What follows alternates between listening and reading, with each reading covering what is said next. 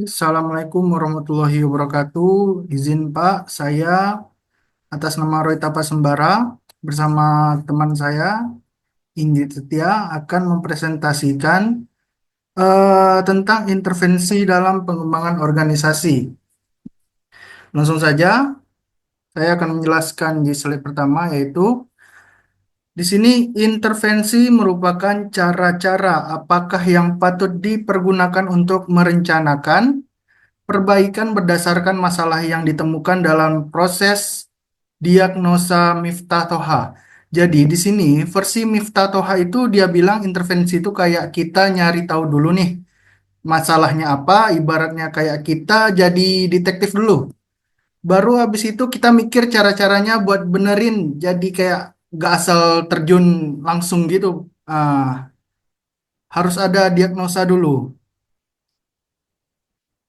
Oke, langsung keduanya ini intervensi merupakan suatu kegiatan perbaikan yang terencana dalam proses PO dari Burke. Nah, di sini versi Burke, intervensi itu udah jelas kegiatan buat ngebenerin, tapi yang sudah direncanakan dari awal. Jadi nggak apa namanya ujuk-ujuk lah gitu. Datang terus jadi sesuatu hal yang diinginkan. Tapi udah ada strateginya. Ibaratnya kita sama-sama teman kita sudah memiliki rencana untuk menyelesaikan konflik di dalam kegiatan itu. Ini menurut versi Burke. Lalu di sini menurut versi iChris, intervensi merupakan kegiatan yang mencoba masuk ke dalam suatu sistem tata hubungan yang sedang berjalan. Hadir berada di antara orang-orang, kelompok ataupun suatu objek dengan tujuan untuk membantu mereka. Nah, saya jelaskan lebih rinci dari versi iChris ini. Ini lebih ke masuk ke dalam situasi orang-orang buat bantuin kita. Kayak kita sedang berkumpul, terus ada dua teman kita yang ribut. Jadi kita bagaimana caranya solusi untuk menenangkan mereka berdua. Jadi ini penjelasan yang versi gampangnya lah tentang versi iGris ini.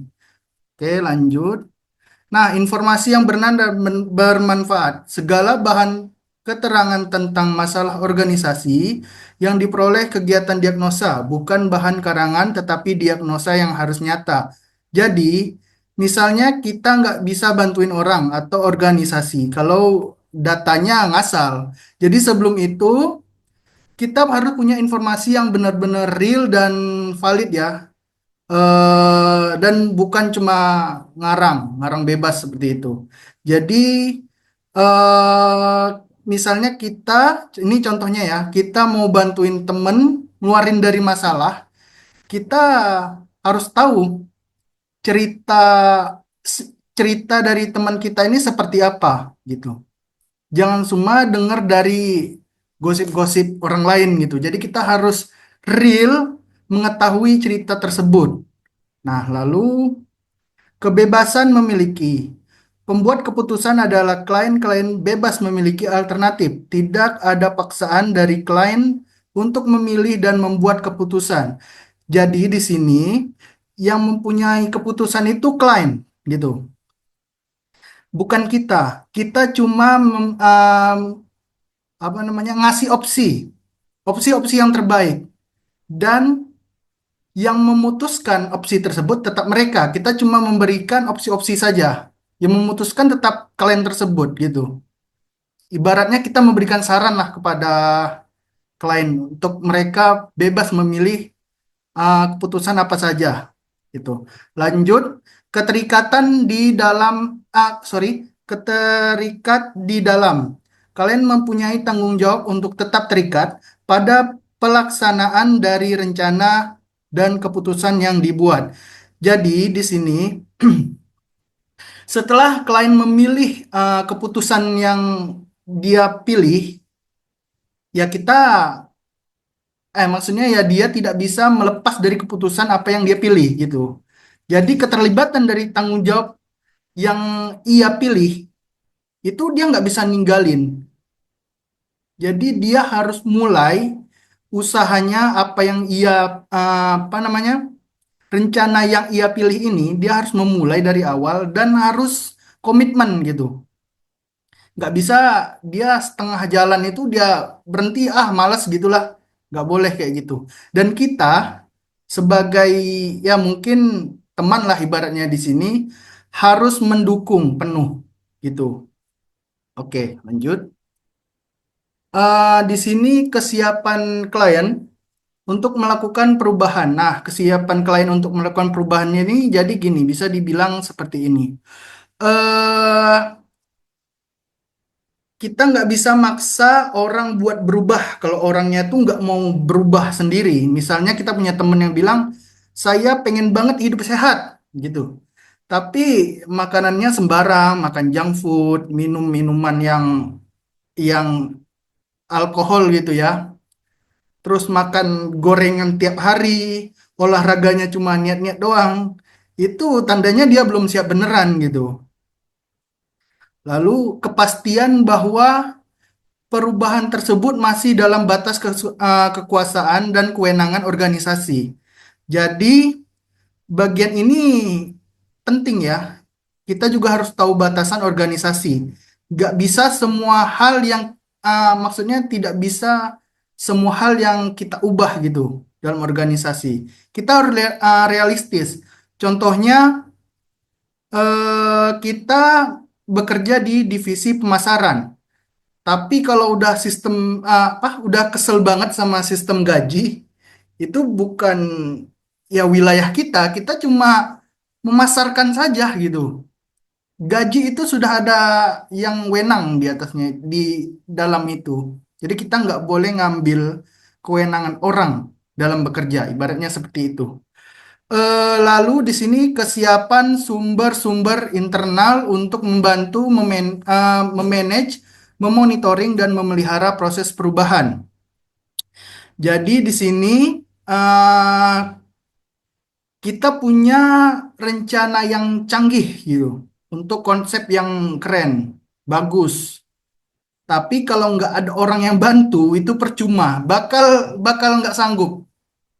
Ibaratnya kita kerja, kita punya apa namanya, memiliki ide-ide yang kreatif, tapi tanpa didukung sama orang lain, ide-ide kita ini jadi ide-ide mentah gitu, nggak ada gunanya jadinya, karena kita juga nggak bakal sanggup mengerjakan ide kita sendiri karena wawasannya luas gitu.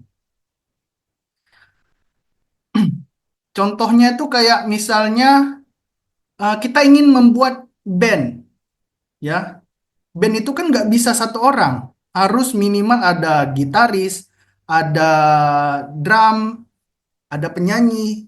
Coba bayangin kita mau buat band, tapi cuma satu orang. Itu pun dia cuma bisa main gitar, nggak bisa nyanyi, nggak bisa drum, dan dia pasti hancur. Itu bukan band jadinya kan. Seperti itulah. Oke, lanjut. Eh, Pola yang sudah terbukti kebenarannya. Nah, pola ini bisa dibilang jurus lama yang ampuh gitu. Maksudnya adalah pendekatan intervensi yang teruji di banyak organisasi yang terbukti untuk membuat perubahan positif. Contohnya menggunakan struktur organisasi matrik untuk meningkatkan koordinasi. Lalu ada program pelatihan kepemimpinan yang berbasis pendekatan partisipasi.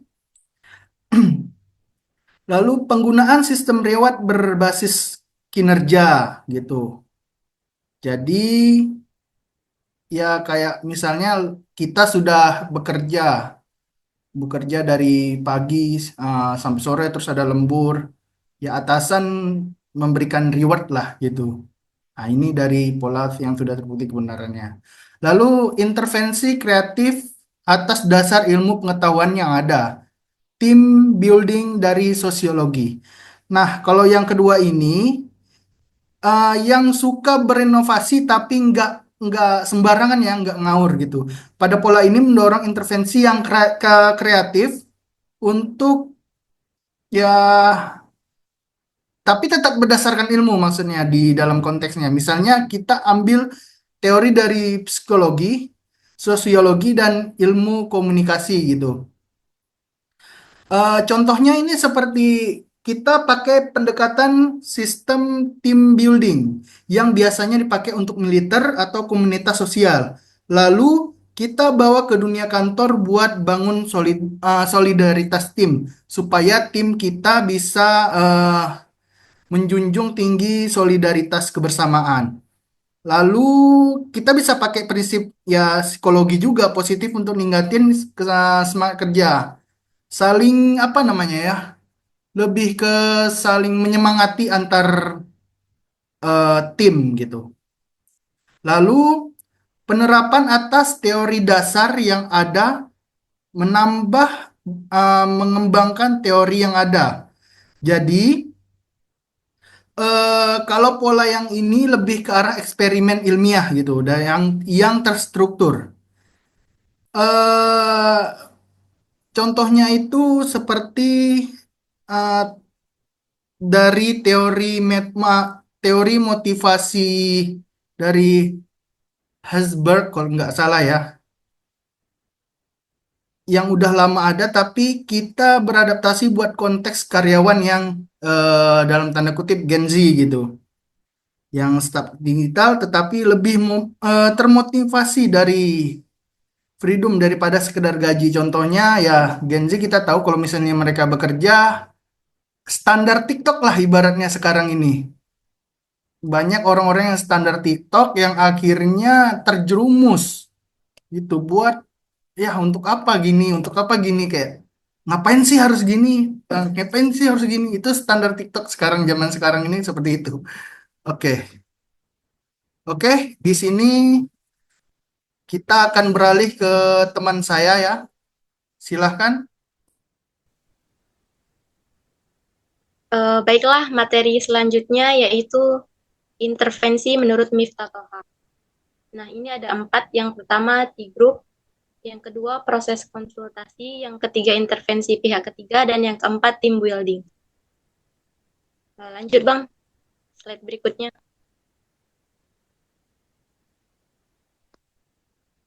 Nah, T-group itu atau latihan kepekaan atau sensitivity training. Itu semacam latihan yang fokusnya ke pemahaman diri sendiri dan hubungan kita dengan orang lain di dalam berkelompok.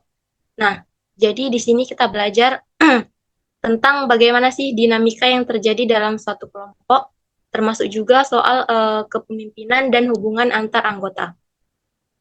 Tujuannya yaitu yang pertama meningkatkan kesadaran diri seorang tentang perilaku dan akibatnya terhadap orang lain, termasuk pula cara-cara orang lain menilai perilaku seseorang.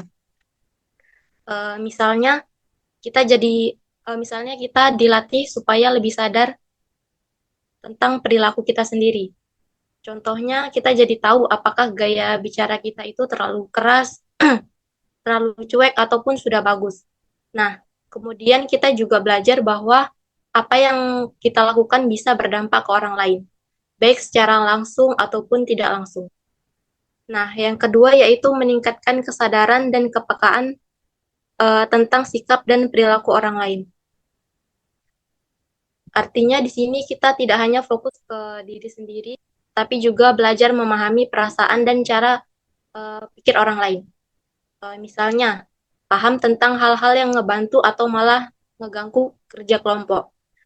Kita jadi bisa ngelihat apa aja sih yang bikin tim kita bisa kompak atau malah sebaliknya. Nah, misalnya soal komunikasi, kepercayaan, pembagian tugas, itu semua dibahas dan dipahami secara bareng-bareng. Yang ketiga yaitu pemahaman tentang segala sesuatu yang membantu atau menghalangi berfungsinya kelompok.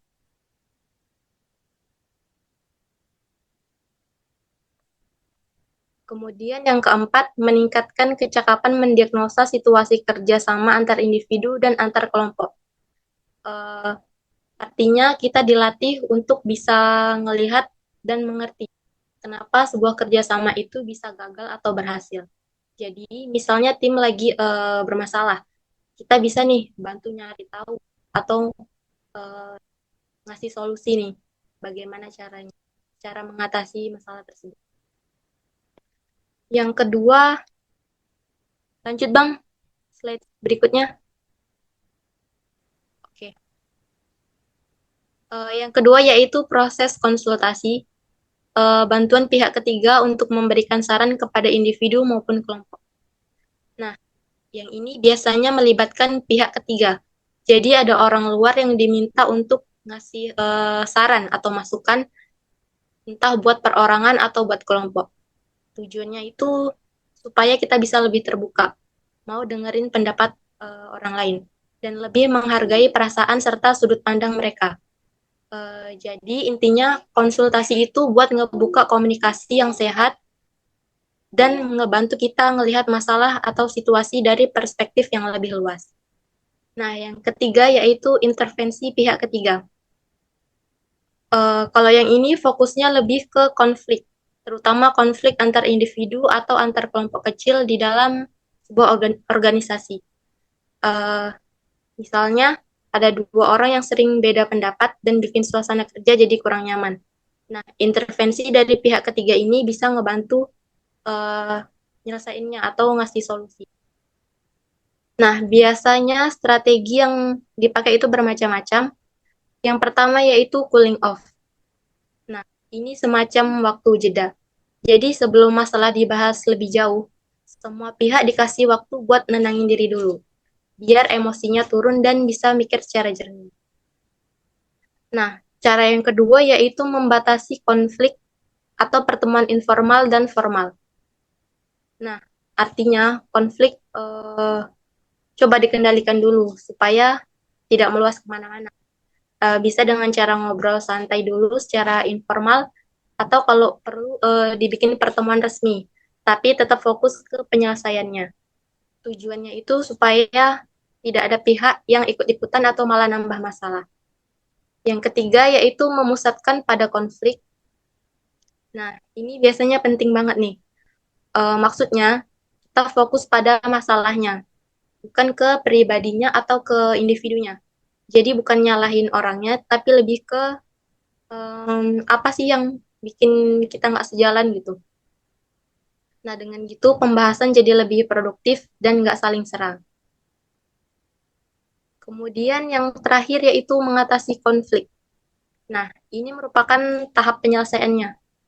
Jadi, setelah semua pihak bisa komunikasi dengan tenang, pihak ketiga bantu cari jalan tengah atau solusi yang bisa diterima bareng. Kadang lewat kompromi, atau bisa juga dengan membuat kesepakatan baru. Yang penting hasil akhirnya yaitu suasana kerja jadi kembali nyaman. Kemudian yang keempat, lanjut Bang. Slide. Nah, yang keempat yaitu team building. Nah, ini yang paling sering kita dengar nih. Team building itu biasanya tujuannya untuk bikin kelompok kerja jadi makin solid.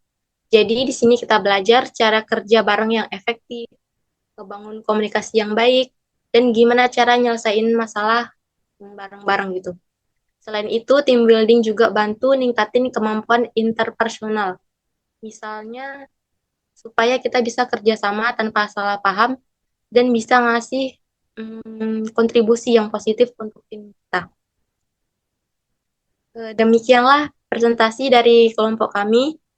Apabila ada kekurangan dan kesalahan, kami mohon maaf. Assalamualaikum warahmatullahi wabarakatuh.